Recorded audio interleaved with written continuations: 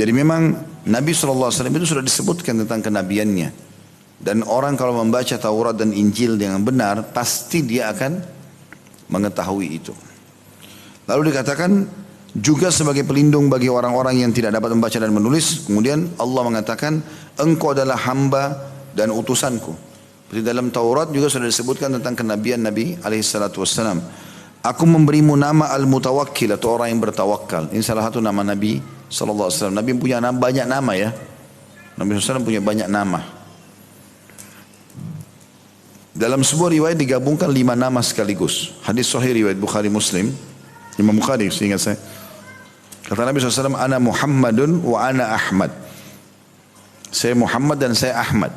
Ini Muhammad sama Ahmad sama maknanya ya. Terpuji. Ahmad, Muhammad, Mahmud.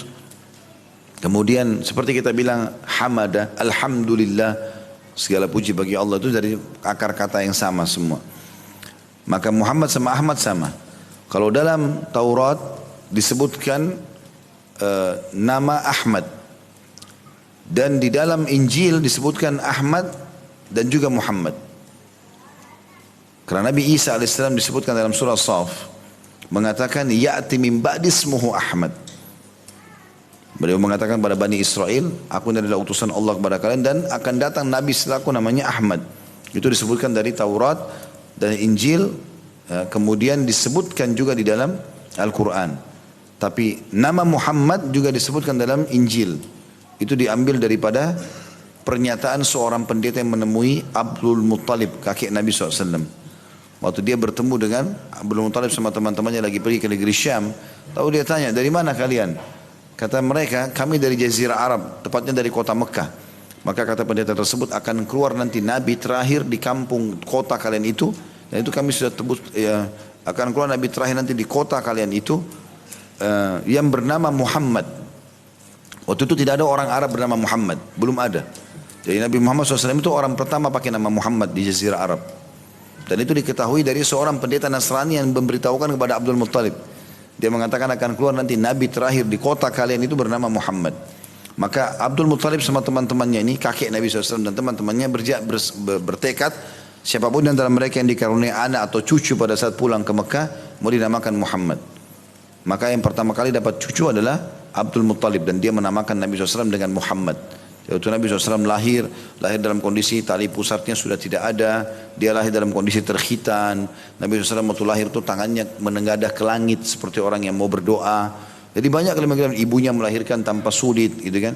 Banyak keutamaan-keutamaan yang didapatkan. Maka Abdul Muttalib pun menggendongi depan Ka'bah sambil mengatakan cucuku ini akan punya kedudukan dan aku memberikan nama Muhammad.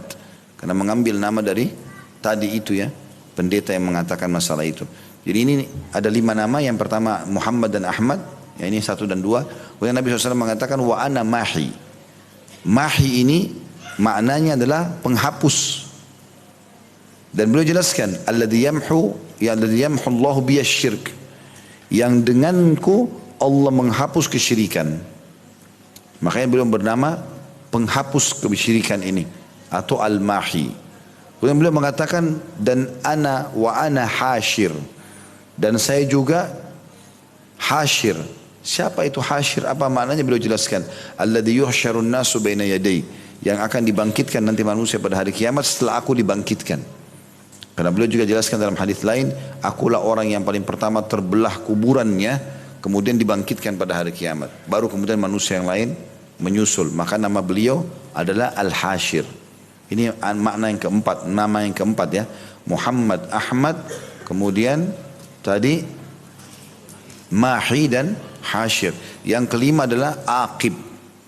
Aqib. Dan beliau jelaskan, Aqib itu artinya alladzi la nabiyya ba'di, yang tidak ada nabi setelahku. Aqib artinya penghulung, ya tidak ada nabi lagi setelah beliau. Beliau juga punya nama Al-Mutawakkil ini. Sebagaimana disebutkan dalam hadis ini. Nama lain Nabi SAW Al-Mutawakkil.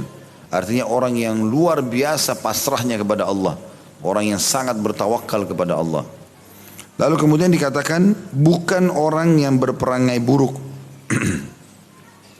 Jadi Nabi SAW punya perangai, akhlak semuanya baik.